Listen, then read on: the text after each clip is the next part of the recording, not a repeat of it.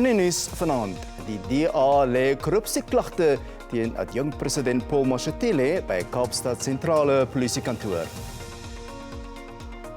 10.000 Afrikaanse kinders baat uit donasie ter herdenking van kinders wat sterf in Gaza. En Rio de Janeiro het weer eens lewe gekry met kleur en klank tydens die jaarlikse karnaval.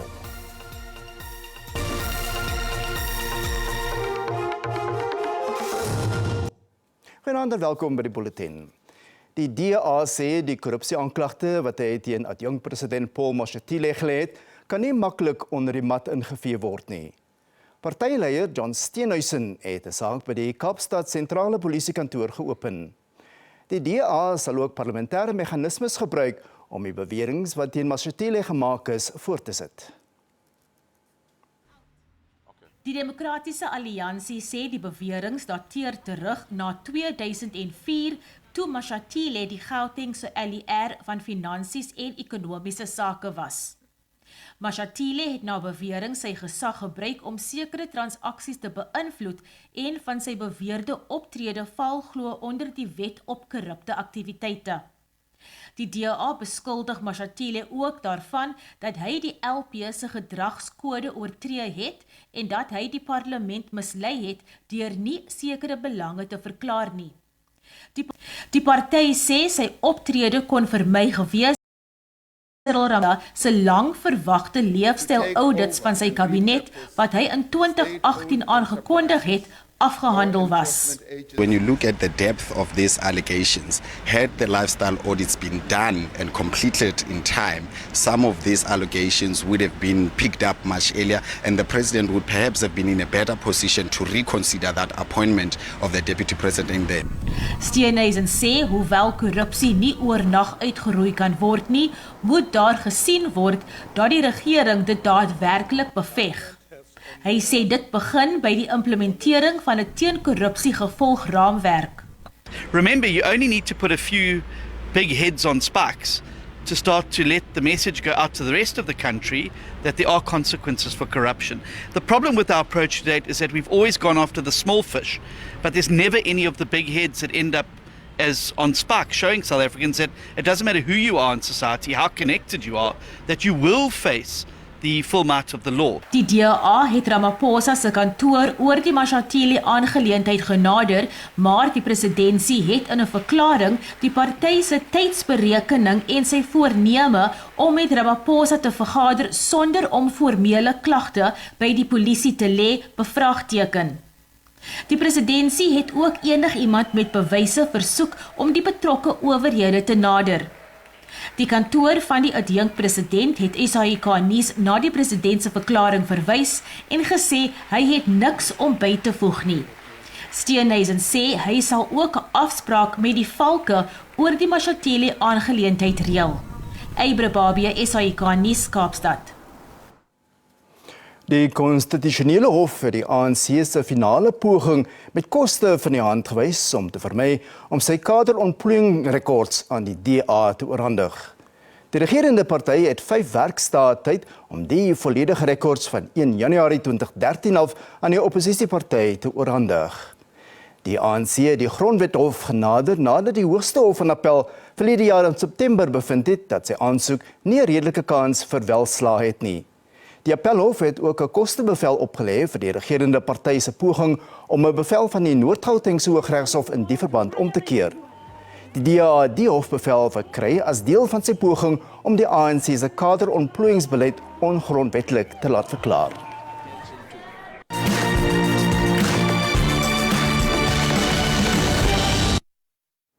In Pietermaritzburg, KwaZulu-Natal het 'n groep werklose dokters buite die provinsiale gesondheidsdepartement geprotesteer oor die kwessie met plasings.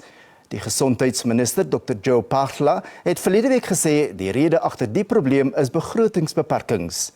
Gekwalifiseerde dokters vra egter dat plaaslike dokters eerder vir werksgeleenthede oorweeg moet word en nie buitelandse dokters nie. Die departement meen hy werk aan 'n oplossing vir die kwessie.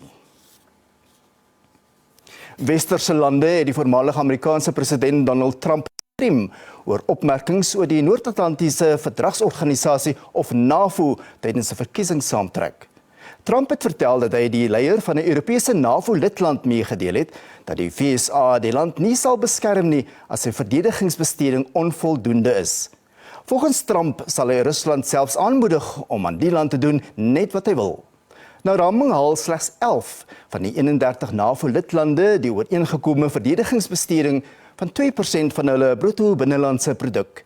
Die Wit Huis het Trump se opmerking as ontstellend en waansinnig bestempel. In Houston, Texas het 2 polisiebeamptes wat nie aan diens was nie, 'n vrou doodgeskiet wat gister by 'n megakerk van die prominente televisiepredikant Joel Osteen losgebrand het. Gemeentelede het voor die voet gevlug terwyl skote geklap het kort voor die Lakewood Kerk 'n diens in Spaans sou hou. Die skieter wat deur 'n 5-jarige kind vergesel was, is doodgeskiet voordat sy iemand binne die kerk kon leed aandoen. Die kind is kritiek gewond en 'n 57-jarige man wat ook raak geskiet is, word in 'n plaaslike hospitaal behandel. Qatar het 8 voormalige Indiese vlootoffisiere meer as 18 maande na hulle inhegtenisname vrygelaat nadat hulle doodsvonnisse omgekeer is. Die mans was aangekla dat hulle vir Israel gespioneer het, maar Indië en Qatar kon nie die aanklagte bevestig nie. Daar was maandelange onderhandelinge tussen die 2 lande sedert die mans in Augustus 2022 in hegtenis geneem is. Die saak het betrekkinge tussen die 2 lande vertroebel. Die doodsvonnisse wat in Oktober opgelê is in Desember omgekeer. In Rafah, Gaza is 2 gijslaars bevry na 'n gesamentlike operasie tussen die Israeliese weermag, die Shin Bet veiligheidsdiens en die polisie. Die 60-jarige Fernando Simon Marman en 70-jarige Luis Arre is in goeie gesondheid. Albei het Israeliese en Argentynse burgerskap. Die Israeliese eerste minister Benjamin Netanyahu het in reaksie gesê die meerdag sal elke geleentheid benut om gijslaars te bevry en sy druk vol te hou totdat hy Hamas oorwin het. Intussen het die gesondheidsowerheid onder Hamas bestuur gesê 37 mense is dood en talle gewond tydens die operasie. Sowat 10,000 Afrikaanse leerlinge gaan skoolskoene kry nadat Gift of the Givers en 'n organisasie sonder winsbejag Healthcare Workers for Palestine fondse insamel vir die doel.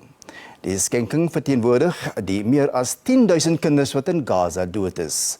Volgens die Palestine Solidarity Campaign groep het meer as 27,700 Palestynë reeds in die Israel-Hamas oorlog gesterf.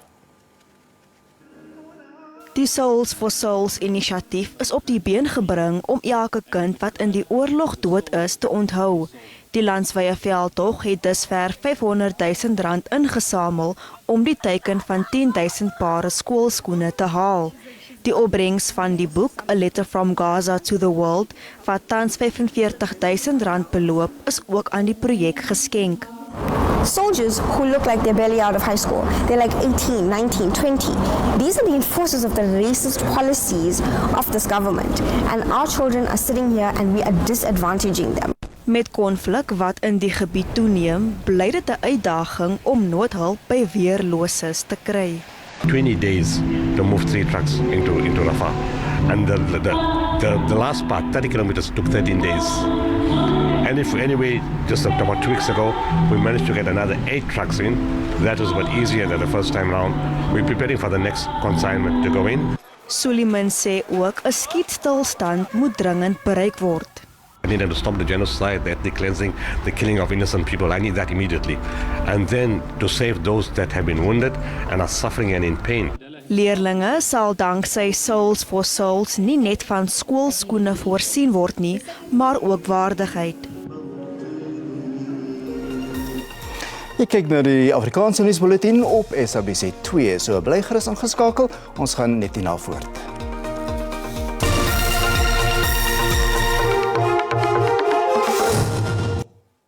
Welkom terug. Eskom beloof laer fases beurtkrag nadat 5 opwekkingseenhede weer in diens is. 9 eenhede het by verskeie kragstasies onklaar geraak, wat volgens die kragverskaffer gelei het tot onvoldoende opwekkingskapasiteit. Eskom has returned to service 5 generating units, which will allow the emergency reserves to be adequately replenished by Tuesday morning. This will enable the reduction of load shedding to stage 3 from 5 a.m. on Tuesday until 1600. Stage 4 load shedding will then be implemented from 1600 on Tuesday until 5 a.m. on Wednesday. This alternating pattern of stage 3 load shedding from 5 a.m. to 1600 and stage 4 load shedding from 1600 to 5 a.m. will be repeated daily until further notice. Die Kaapse Metro het sy nuwe 2050 energiestrategie bekendgestel, wat daarop gemik is om beurtkrag vergoed die hoof te bied. Dit terwyl die land tans op fase 5 beurtkrag is. Deel van die strategie is om die eerste 4 fases van beurtkrag teen 2026 hok te slaan met 650 megawatt krag wat verkry sal word van onder meer herwinbare en gestoorde bronne. Die staat se 2050 energiestrategie is daarop gemik om 'n brug te wees tussen korttermyn energiekrisisse en die langtermyn doelwit om van fossielbrandstowwe ontslae te raak. Dit sluit 'n kombinasie in van vraag- en aanbodmaatreëls om tot en met 4 fases van beurtkrag binne die volgende 2 jaar hok te slaan. On the supply side, it's a combination of city-owned generation-initiated projects and then also privately led projects. In the case of city-owned, we're installing our own solar plant at the moment. It will be 7 megawatts in Atlantis, followed by various rooftop installations on municipal buildings around the city, taking us to a combined 13 megawatts on those rooftops. But then we also have the private sector, and we have 3 tenders that have gone out to the marketplace to look for generation. Dit sluit 200 megawatt se vasgestelde energieverskaffing in en 500 megawatt wat gestoor is en gebruik sal word soos benodig. Daar sal na verwagting binne die volgende paar maande kontrakte toegeken word. Hierdie projekte is bo en behalwe die kleinskaalse vasgestelde opwekking waar kommersiële en privaat verbruikers oorskotkrag van sonpanele aan die munisipaliteit terug sal betaal. Ons het eers ons sogenaamde Cash for Power program uitgerol vir besighede en daar's nou talle besighede in die stad wat geld kry vir daai krag wat hulle vir ons verkoop elke maand. Vandag rol ons dit uit vir inwoners, vir gewone huise in die stad ook. En inwoners moet opteken asseblief voor die 8de Maart. Die stad Kaapstad kan tans tot 2 vlakke van beurtkrag die hoof bied met sy Steenrusdam hidroprojek. Vanessa Puna, SABC Nuus, Kaapstad. Die stad Tshwane, wat verlede jaar byna bankrot was, het 'n omkeerplan. Volgens die plan gaan uitgawes tot 1 miljard rand per maand beperk word, wat hom in staat sal stel om diensverskaffers soos Eskom betyds te betaal en dienslewering in die hoofstad te verbeter. Tshwane se uitvoerende bestuur se strategie sluit onder meer in om uitstaande skuld ter bedrag van 23 miljard rand in te vorder. Hy wil ook uitgawes tot 1 miljard rand per maand beperk. If only a quarter of this 23.3 billion rand debtors book is collectible, it is collectible in the next 6 months, and that is our aim. If we succeed, we'll improve our cash flow, improve our Eskom account, as well as boost our credibility and our creditworthiness in the market.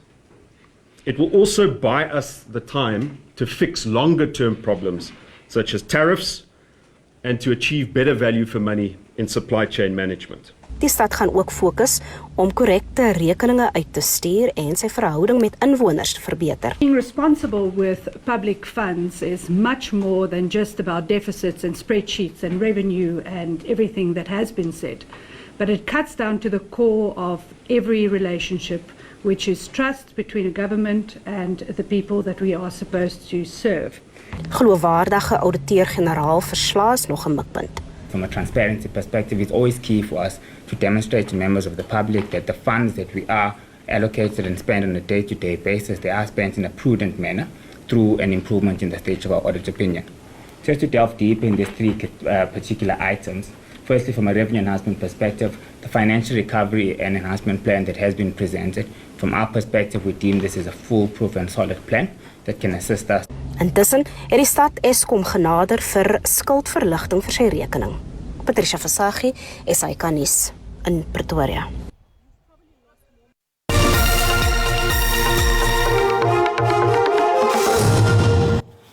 En nou kyk jy na die dag se markaanwysers.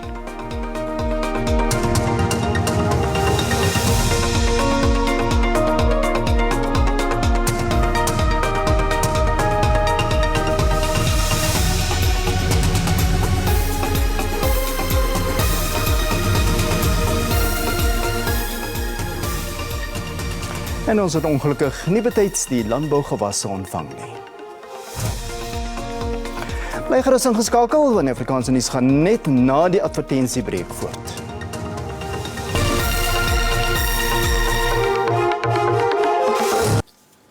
In Kenia is die wêreldmarathon rekordhouer Kelvin Kiptum en sy afrigter gister in 'n motorongeluk in die Rift Valley provinsie dood. Die ongeluk het die belovende loopbaan van die 24-jarige Keniaan, wat 3 van die 7 vinnigste maratontye in die geskiedenis afgelê het, kort geknip. Kiptum het die voertuig bestuur waarin hy en sy Rwandese afrigter Dierwies Haki Zimana gesterf het. 'n Vrou wat ook in die motor was, ontvang behandeling in die hospitaal. Die atleet het beheer oor die voertuig verloor en van die pad af geswaai. Hy wou in April die eerste man word wat 'n marathon in minder as 2 uur kon voltooi en wou in Julie sy Olimpiese debuut in Parys maak. Die Suid-Afrikaanse mans cricketspan is gretig om 'n verbeterde vertoning teen Nieu-Seeland te lewer in die tweede toets wat môre in Hamilton begin. Die uiters onervare Proteas het 'n groot nederlaag in die eerste toets gelei met 281 lopies binne 4 dae.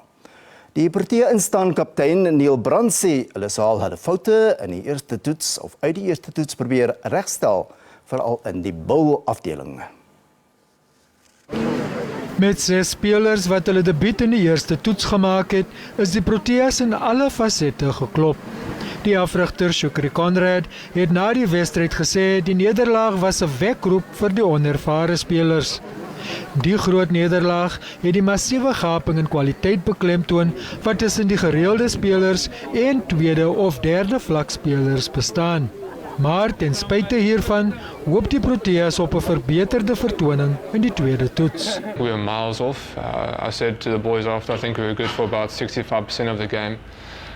But yeah, I mean, you can't be dropping players like Kane and Ratchin, especially in the first innings. You know, at tea, I think they were 120, so they scored 60 runs per session, which is really good from our bowlers. And then, yeah, they obviously got away from us at the end of the day there. But yeah, I don't think we're miles away. I mean, obviously, we have to learn pretty quickly at this level, and something that we're desperate to do and put it right this week.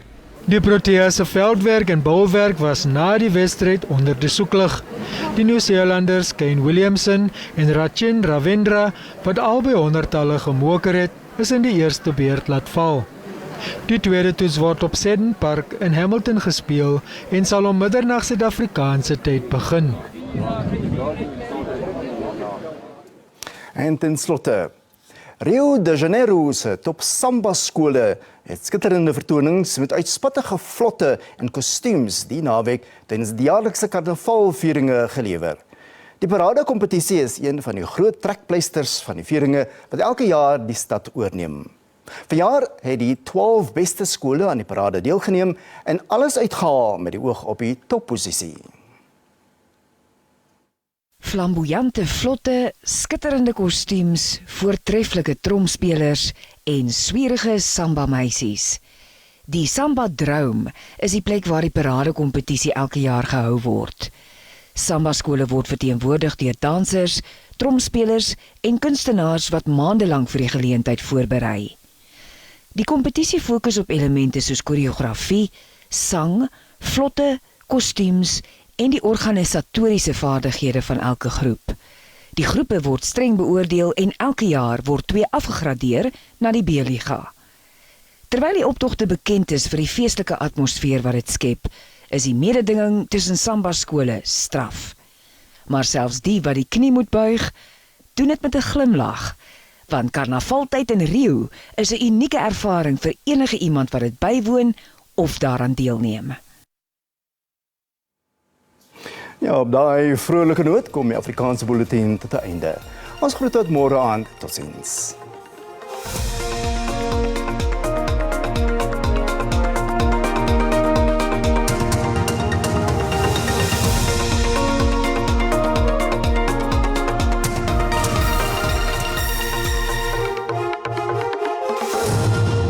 Goeienaand en baie welkom. Die weervooruitsigte is as volg. Wat vandag aanbetref, enkele buie kan verwag word in noordelike dele van die land en dit strek oor dele van Limpopo, KwaZulu-Natal, Vrystaat tot in dele van die Ooskaap. Lig tot matige wind kan ook verwag word in die kus asook in die binneland. Dan kyk ons na môre se reënval. Daar is ook 'n 30% kans van reën kan verwag word oor dele van die noorde, strek oor die dele van Vrystaat tot in die Ooskaap met oggendmiskolle wat ook verwag kan word aan die grensende binneland van die Ooskaap. Oggendmiskolle kan ook verwag word aan die grensende binneland en die kus van die Weskaap. Dan is daar verskeie waarskuwings uitgereik deur die Suid-Afrikaanse weerdiens vir ewige donderbuie en dit is in dele van Mpumalanga. Daar is nog 'n waarskuwing uitgereik vir weggolfveldbrande en dit strek oor grootste dele van die Noord-Kaap, Vrystaat en dele van die Ooskaap. Daar is ook 'n waarskuwing uitgereik vir 'n hittegolf en dit strek van dele van Noordwes, Noord-Kaap, Vrystaat en in dele van die Ooskaap. Nou kyk ons na minimum en maksimum temperature. 'n Warme dag kan verwag word in Gauteng met enkele buie en donder wat verwag kan word. Johannesburg het 'n maksimum van 30, asook in Springs. In Limpopo 'n baie warme dag kan verwag word in hierdie provinsie. Messina en Bella se maksimum daar is 34. Dan beweeg ons na Mpumalanga, gedeeltelik bewolk tot bewolk met enkele buie en donderbuie. Anders is baie warm in hierdie provinsie. Die kook styg tot 33 in Skakuza. Dan beweeg ons kus langs KwaZulu-Natal. 'n Warme dag kan verwag word in hierdie provinsie. Die kook styg tot 35 in Ladysmith. Durban het 'n maksimum van 29 en 'n minimum van 20. Dan beweeg ons na die Ooskaap. 'n Warme dag kan verwag word in hierdie provinsie. Die kook styg tot 40 in Graafrenet. Somerset-Oos het 'n maksimum van 38. Dan in die Weskaap 'n baie warme dag kan ook verwag word in hierdie provinsie. Laingsburg en Woester se maksimum daar is 35. Glen Willem met 'n minimum van 19 en 'n maksimum van 34. Dan terug na die Noord-Kaap, 'n sonnige dag kan verwag word asook gedeeltelik bewolk. Kuruman se maksimum is 38 en Appington het 'n maksimum van 42. Dan terug na die binneland in die Vrystaat, enkele buie en donderbuie kan verwag word in hierdie provinsie, anders ook baie warm. Die maksimum vir Bloemfontein en Gariepdam daar is 37 en vir die Smith se maksimum is 38. Dan laastens Noordwes, enkele buie en donderbuie kan verwag word, anders is dit baie warm in hierdie provinsie.